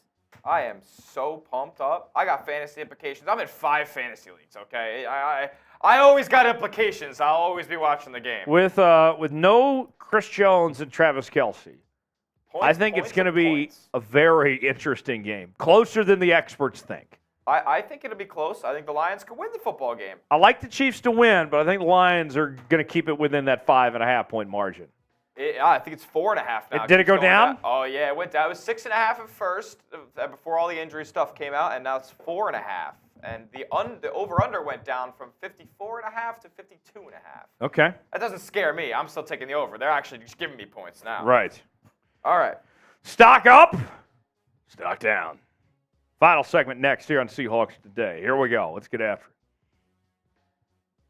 Stock up, stock down. We are breaking down 6 players whose stock is up and their stock is down heading into the 2023 season as the Seattle Seahawks get things going on Sunday against the Los Angeles Rams. Here's what I want you to do. If you want the Seahawks to win on Sunday, spam W in the comments section. Go ahead and get it there as many times as you can. The more you spam it, helps the Seahawks' chances of winning. It's science. Just believe me on that. Let's go ahead and get rolling here with our stock up list. And I got to begin. I can't talk about stocks going up without mentioning the one and only Jake Bobo. Jake Bobo, what a ride it has been for Jake Bobo throughout this offseason. Undrafted free agent out of UCLA and made some noise throughout OTAs and minicamp and training camp. And when the stage was on, the lights were shining in the preseason, Jake Bobo stepped up. And for me, I think he's been one of the best stories in the entire NFL, not even just in Seattle. And for Bobo, I believe this guy is just getting started. This is not a fluke by any means. This is really the beginning of something special with Bobo for a long time. His preseason statistics included 7 catches, 125 yards, 18 yards of reception, 2 touchdowns. Bobo was fantastic. Right now he's listed as the number 5 receiver on the depth chart, but obviously the people want more Bobo. They want to see him move up that depth chart, get some playing time, play a significant role in this offense, and I think you will, because you can't hide Jake Bobo anymore. So, folks, you want more Bobo? Here's your chance to prove it. Spam more Bobo in the comments section. It's a movement here, folks. We have been singing his praises here on Seahawks Today, I think more than anybody else out there. And I want this to be the official Jake Bobo channel. So go ahead and get it going right now. Spam more Bobo in the comments section to show some support for our boy, Jake Bobo, as he starts out the 2023 season. Stock down, we go from one receiver to another. That's where we find Dareke Young in this spot. Dareke Young not going to play week 1 against the Los Angeles Rams and will miss the first 4 games of the season. And bad timing for Young to have this groin injury, to miss those first 4 games, and not just because he's not out there, but it allows for more of an opportunity for these young cats like Bobo and Jackson Smith and Jigba to step up and show why they deserve that playing time, that opportunity to continue to impress. You look at the Seahawks depth chart right now, Metcalf and Lockett obviously lead the way as your top 2 targets. Jay is expected to be the number 3 guy, but Bobo could ultimately take that number 4 spot, and then that might be all she wrote for Dareke Young. He might not be able to get on the field after that, potentially, if that's the case. So I'm looking, it's unfortunate for Dareke Young, but for the Seahawks, it's a good problem to have of a crowded receiver room as far as that goes. Got a deal we're offering Seahawks fans. The season just around the corner, and we are selling Seahawks sideline hats this weekend. When you're watching on TV, you're going to see Pete Carroll and some of your favorite Seahawks players and personnel staff wearing these same sideline hats. And they are available for Seahawks fans like yourself at chatsports.com/Seahawks hats. I love the throwback version. You got the ball cap style. You got the flat bill. There's plenty of options to get these Seahawks hats just for you. You can get them for your friends, whatever you're feeling. Chatsports.com/Seahawks hats. I love these 3 options, but there's plenty more as well on our website. So head over there right now and get this hat or the other hats while supplies last. Chatsports.com/Seahawks hats to get yours today. That's chatsports.com/Seahawks hats. All right, next up on our list, let's go stock up. Julian Love, he has seen his stock jump up quite a bit. I think most Seahawks fans were surprised when Julian Love got signed by Seattle over this offseason because you already had Quandre Diggs and Jamal Adams there. But Ryan Neal, who was the highest graded safety according to Pro Football Focus last season, was expected to return. Ultimately, they moved on from him, and he's in Tampa Bay now. Well, the Seahawks found a bargain in Julian Love that they just couldn't pass up on. He was too good not to bring in. In fact, you talk about the bargain they got him for. They signed him for less money than what he was initially offered by the New York Giants. And with the questions around Jamal Adams in this secondary room where things stand right now, I think what you're going to see is Julian Love play a significant role in this Seahawks secondary, that he's going to be an impact player right away. And even when Jamal Adams comes back, he's still going to play in every game and be a big part of this defense. Last year with the New York Football Giants, he was great. 124 tackles, 2 interceptions, 5 pass breakups, 6 tackles for loss, 1 sack. Even with Jamal back, you're going to see them play 3 safeties at a time. Julian Love has had a very good camp. Watch out. Julian Love is going to be a difference maker for the Seattle Seahawks team. Stock down is Darrell Taylor. Entering training camp, Darrell Taylor was the odds-on favorite to be the starting outside linebacker opposite of Uchenna and Nwosu. That did not happen as Boye Mafe was officially named the starting outside linebacker this week. Darrell Taylor lost his job to Mafe simply because he's too one-dimensional. No one's arguing about Darrell Taylor's ability as a pass rusher. When he had 9+ sacks last year, that was impressive. But everything else tends to be a struggle when it comes to Darrell Taylor, as he's not good in run defense, he's not good in coverage, and he does just one thing well. Comparably speaking, a guy like Boye Mafe does everything well, and that's what we've seen from Boye. In particular in the preseason, he's been all over the field. So Darrell Taylor is still going to have a role. You're going to see him rotate in. Heck, even with the 9 sacks he had last year, he only started 3 games, so he still has value. But it was a missed opportunity for him to increase his value and win that job, losing it to Boye Mafe there. Name a breakout player for the Seahawks this season. Give me a name of somebody that comes to mind. We've talked about a few names. Now it's your turn to be the judge here on Seahawks Today. Weigh in and give me a name in the comments section below. Last up on the stock up list, the most expensive free agent signing in Seattle Seahawks history, and rightfully so. Draymond Jones has been all the talk about the Seattle Seahawks this offseason. He was the first signing that the Seahawks made, and with all that money he's owed, he's obviously got a lot to prove. But I think what you're going to see from Draymond Jones is he is going to be a star, and he will shine this season for Seattle. We didn't see him a ton in the preseason. There was really no reason to put him out there for the most part. But what we've seen from Draymond Jones, what we've heard is that not only is the work been there, that he looks the part of the expectation that's been out there for him, but he's already been a natural leader, one of the faces of this defense since walking in the door in Seattle. 2019, he was a third-round pick by the Broncos out of The Ohio State. And what he's been able to do, the mark of his career so far, is consistency. At least 6.5 sacks, 10 quarterback hits, and 7 tackles for loss in the last 3 seasons. Last year included 6.5 sacks, 1 forced fumble, 47 tackles. Watch out, Draymond Jones going to take even another step further in 2023, I think becoming a Pro Bowl caliber player. Last on our stock down list, we point our attention to Mike Jackson.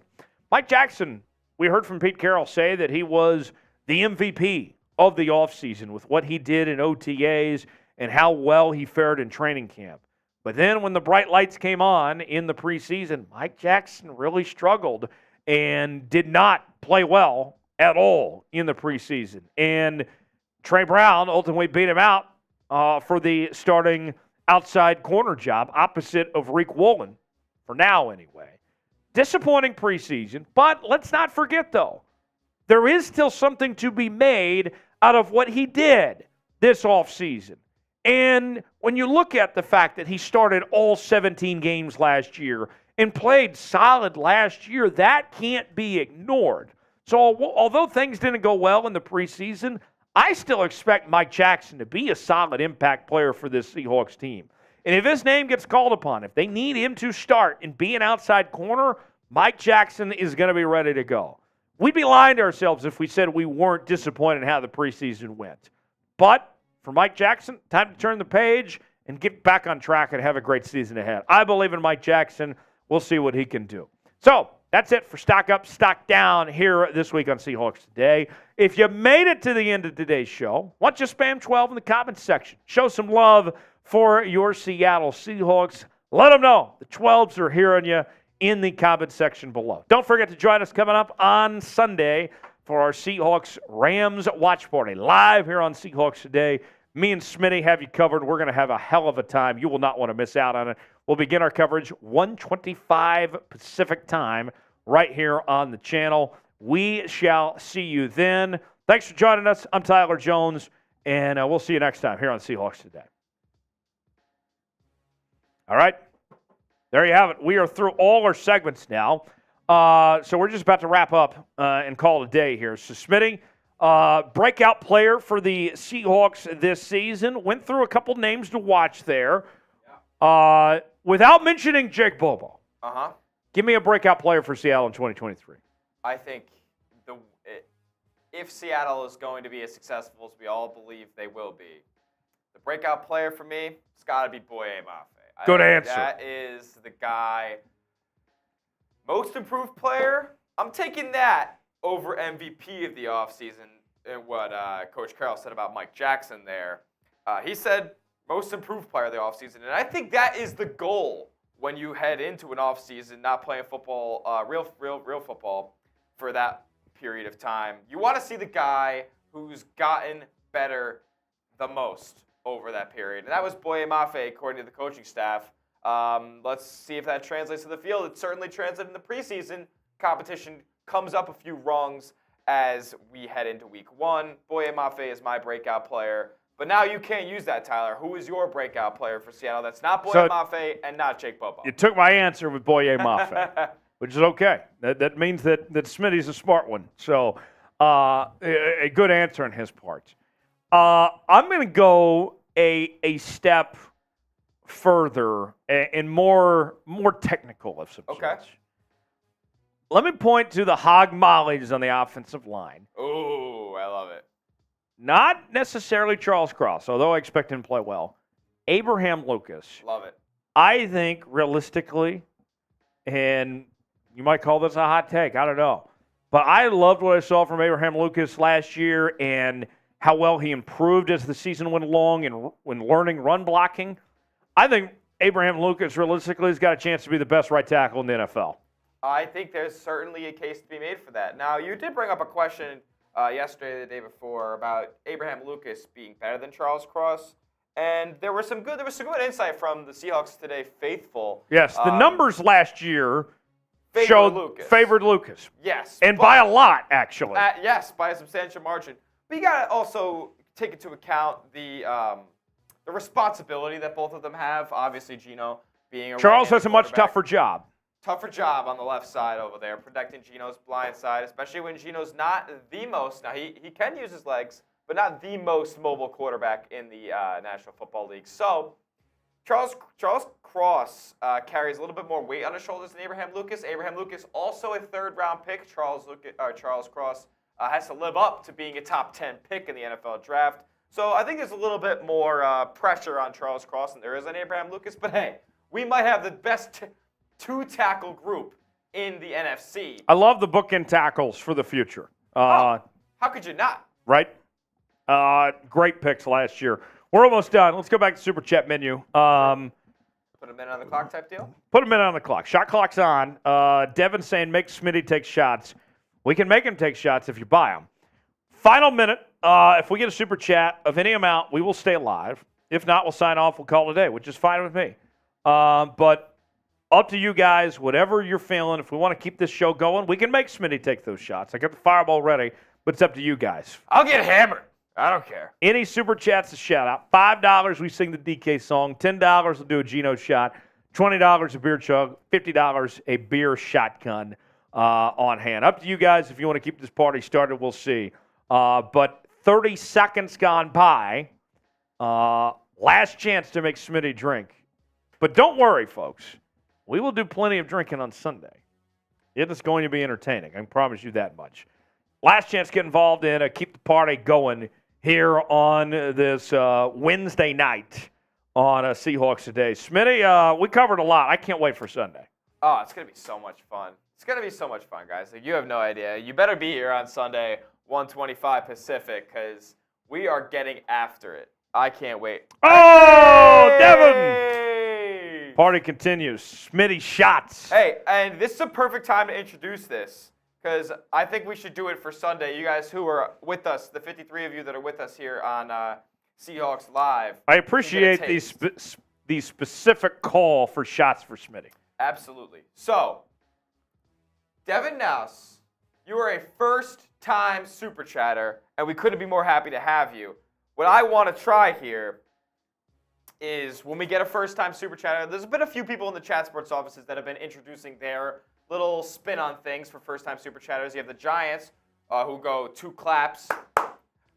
That's just a little played out for us. We don't have to. We can't be going out there copying people. Right. So, myself, as a longtime Seahawks fan, figured that this would be a good addition to those who first-time Super Chat. So, when it happens, we're going to be a first-time Super Chatter, and we're going to go, C! And maybe I'll do this. I'll throw it to you. I'll say C, and you give them a Hawks! Yep, just like that. First-time Super Chatters, they get a C! Hawks! Love it.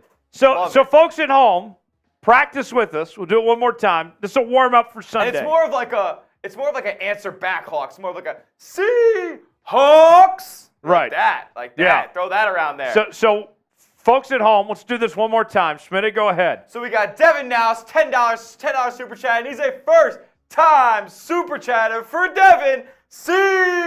Hawks! Yeah! That's fire! I love it. There's I a love it. We're fireball. gonna get that going all time Sunday. I'll throw myself on camera here because, hey, you ask for Smitty shots, you're gonna get them. I love it. All right, let me see. We'll throw the 2 cam up there because Tyler Jones' face is just so pretty. We got to keep him up. I wore makeup today, actually. Oh, I couldn't even tell. You got a shot glass over there for me? I was just going to have you drink out of the bottle. Yeah. There's a shot glass if you rather. All right. Funny enough, so I got sunburnt over the weekend at the Oklahoma football game. And so as we were doing our stuff for Amazon Alexa today, I figured, okay, I guess I better wear some makeup today to cover up my sunburn. So I did what I could to hide the sunburn and wear makeup today. Fair enough. I don't like to wear makeup, but if I have to, I will. Devon, for you, brother. Cheers to Devon. The Smitty shot. And I'll give you a second one because you're a first-time Super Chatter, and that's electric. Seahawks! Yes, sir. This one's filled to the brim. I will be spilling everywhere if I make a mistake here. And he's got a lot of equipment right there in front of him. Good work, Smitty. All right. James Mack with a $2 super chat. Back. Hawkpocalypse is on. Hawkpocalypse says friend. Kobe Bryant will win Defensive Player of the Year. If that Hawkpocalypse happens, rules. Hawkpocalypse. I don't want to make promises that I can't keep. I would be very surprised. But I don't know what I would do if Kobe Bryant won Defensive Player of the Year. That's absurd. That does not seem likely. I would say Defensive Player of the Year. The Seahawks realistically have 3 candidates. Reek Wallen. Yep. Bobby Wagner. Yep. Quandre Diggs. Yeah. I think. And Quandre might even be a stretch. Yeah, Quandre's a stretch. I think even Wagner's a stretch at this point in his career. It's really Reek Wallen. And the thing is, the guy had 6 picks last year. What does he have to get? 10 to win Defensive Player of the Year? It's crazy. Couldn't beat about Sauce Gardner, who has worse numbers than him. Right. Ridiculous. Sauce Gardner propaganda. You guys don't want to get me started because. Ilona says she did the Seahawks cheer. Yeah, see? Yeah, Ilona, she's loving it. Hawks. Yeah, see, I love that. So funny story of how that kind of came about. And they do it all the time at Lumen Field, chant back and forth, Seahawks. But my buddies back home, I'm from New York. My buddies are big-time Giants fans. And all they would say all last season is just, go blue, go blue. And I hated it. So I would just come back at them with a Seahawks. And they would get mad. And it stuck. So I love it. I'm bringing it to Seahawks today. Let's go back to the Super Chat menu. Another minute on the clock. We get a Super Chat, we'll stay on. If not, we'll sign off. We're at $25 for the day. Yeah. I'm not ready to go yet, but it's up to you guys. It's your show. It's just as much your show as it is our show, even more so. If you want to keep this going, we can stick around. That's why we If do not, this show. we can sign off. We go home and call it a night, and we got some leftover pizza to take home. There's leftover pizza in the building. Yes. So that is a dinner for me anyway. Are you eating that leftover pizza? I probably will take a box on my way out. Can't be shy when it You comes to can't free miss pizza. out on the opportunity on free pizza. Absolutely not. 15 seconds to go. We get a super chat. We'll stay on. Otherwise, we'll sign off. We'll call it a night. But a reminder, don't forget to join us. Coverage begins 1:25. No pregame show this week as we have other obligations. But we'll be live 1:25. And then we will be live for the entire game. We'll do postgame and more. You won't want to miss out on that. Devon says, have a good night, fellas. Thank you, Devon. Appreciate you, Devon. Throw up the photo, if you will, the thumbnail Yes, for sir. Sunday. Oh, look who showed up! John with a $50 super chat! Bang! We were just about to sign off and go home. What a guy that We're John not going Smith, anywhere. We're not going anywhere. the godfather of Seahawks today. John says, LOL, literally just stumbled upon you guys. John, that's funny. That's hilarious. John, it's Wednesday. We expected you to be here. That's great. Welcome, John. Beer shotgun. That's true. Yeah, I guess we have to beer shotgun now. Smitty, I think this is all you on the beer shotgun. I've been getting involved. This is your day today. On the show. Smitty with the beer shotgun. John with the 50. John, Loading this beer in here. you're halfway away. Had to work late. Hey, John, happens to the best of us. Don't worry. Fair enough. John's halfway to a spot in the Boot Hall of Fame now. And we said 200 for a boot. That puts us at 76. I'm willing to do a boot at a discounted rate if John or somebody makes an offer out there. You gotta get us to 150. 150? 150 would be the number in my opinion. So that's like double what we're at now. Double what we're at right now. If we get another 75 gets us there. 75 gets us there. And you guys could we could split the difference. Like we could have 325s come in. 325s, 515. Hike then shoot says John Smith is him. Spam John in the chat. Spam John. John, by the way, he was telling, we follow each other on Instagram now. And John is a big fan of brunch. I love brunch myself. Big mimosa guy. John, that's elite. I love brunch and I love mimosas. All right, John. Boot Mimosa is going to be back soon, by the way. John, Smitty, it's all you. Beer shotgun for Johnny Smith, the godfather of Seahawks today. Appreciate you, John. There he goes. There he goes. Woo! Woo! Come on! John's saying that's a bargain boot, guys. It is. It's a bargain boot. Help John out. He can't carry the load by himself. Hey, yo. Okay, John, we're going to stay on a minute. Definitely after that. We were just about to go home. I know. Let's see. I like this from John. His local bar has $3 mimosas on Sundays. I would love to know where that bar is, John. I will come visit, John. I will get hammered on $3 mimosas. I love champagne. That's great. Let's see. Yeah, Hike Them says, mail them to all of us. Wouldn't that be something if that's the case? All right. So, Smitty, for John and others that are just joining us. Yeah. Sunday, give me your thoughts on the game with the Rams here.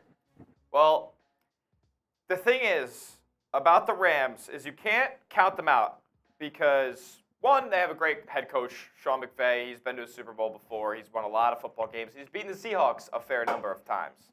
Not last year, but still has a Super Bowl winning quarterback back there. Second matchup last season, they didn't have him. They had Baker Mayfield, who almost beat us, by the way. Let's not forget, we almost missed the playoffs because of Baker Mayfield.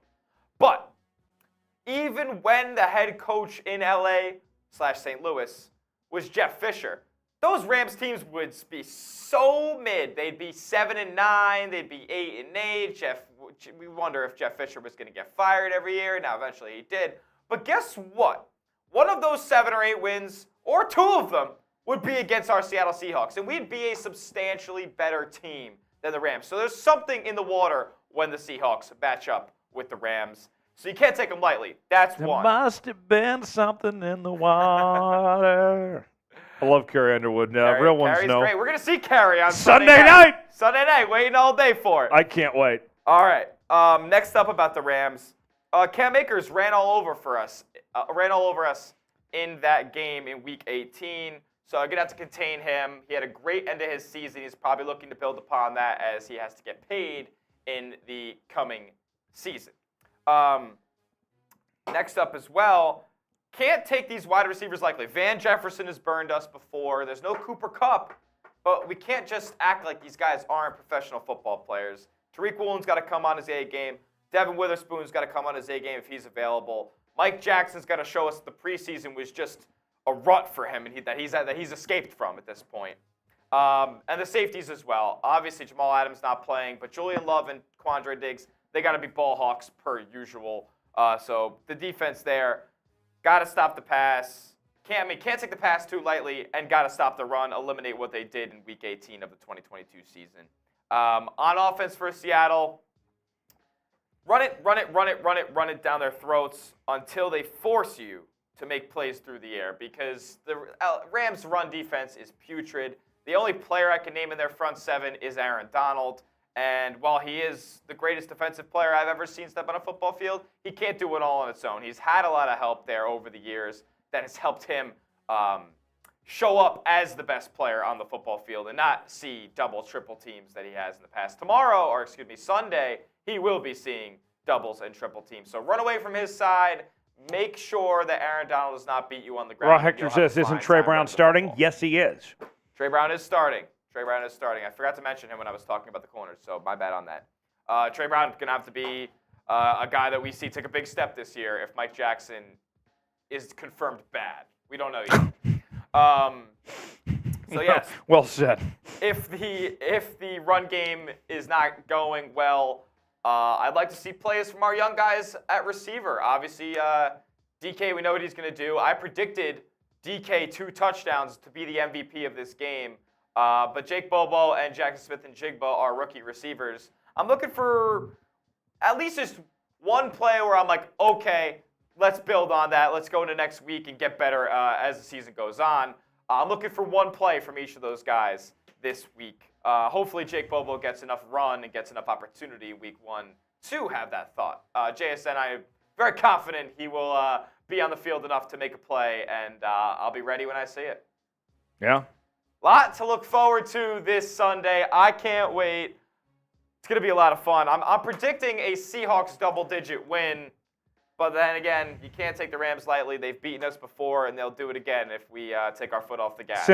Oh, by the way, since John just joined us, yes. I think he needs to hear the new Seahawk chant. Oh, yeah, John. So, John, here's something for you. This will never apply to you, unfortunately. No, but I'll say this. We'll give it to you this time right here, right now. Here, hold on. Let me say something real quick. So, to John's credit, not only is John one of our biggest super chatters, he's in the Boot Hall of Fame and everything, but John is very good about getting others in the chat and others to super chat.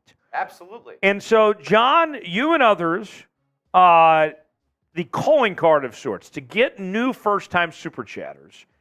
And if you want to encourage people in the chat to super chat going forward, because it helps us out a lot when you guys are advocating on our behalf. Here's what I want to do.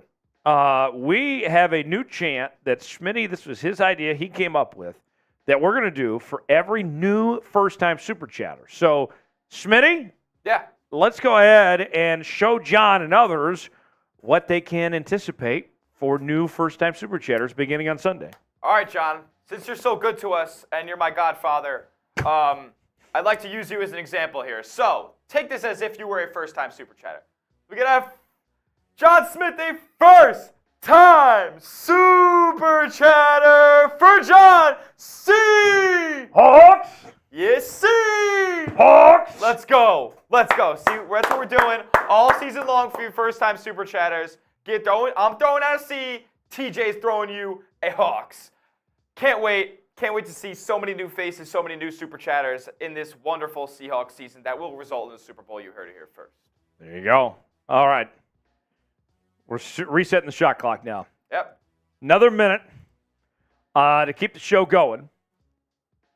And here's what we'll do. If we get 75, boot is happening. $50 from John, and he's on the Boot Hall of Fame. Anyone else, $100 gets you a spot. But we got to sign off coming up in just in a few moments. But this is your last chance to get on the show and end this thing on a high note. Yes. John, I hope you love that Seahawks chant. I do. I think it's gonna be heat all season. It's gonna hit. It's gonna get people to want to throw in that super chat and get themselves the Seahawks. I'm excited. Have you seen the message Marshall just put in production? I have not yet. Hold on. I'm about to take a look. About Sperry's mother-in-law. Oh yeah. That's, wow. Wow. Nuts. That's wild. I love it. That's a bit aggressive. Oh, man. All we have right. a wild office here at Chat Sports, I will say. We do. John says, fantastic chant. Great way to get new Super Chatters involved. I love it, John. All right. I didn't see any Super Chats come in, so that's okay. Yeah. We will sign off. Let's throw the thumbnail up for the watch party. Yep. We will get things going. 1:25. No pregame show this week. But we'll begin right around kickoff for Seahawks and Rams. Live here on Seahawks Today. We'll get started 1:25 Pacific for this one. That's 4:25 on the East Coast. Seahawks and Rams. We will have a hell of a time. We will see you then. John says we'll let you guys call it a day. I got caught up on the recording. Don't worry about it, John. Thanks for joining us, man. We'll see you guys on Sunday. Me and Smitty will be here. We'll see you then. Thanks for joining us. Have a great night, everybody.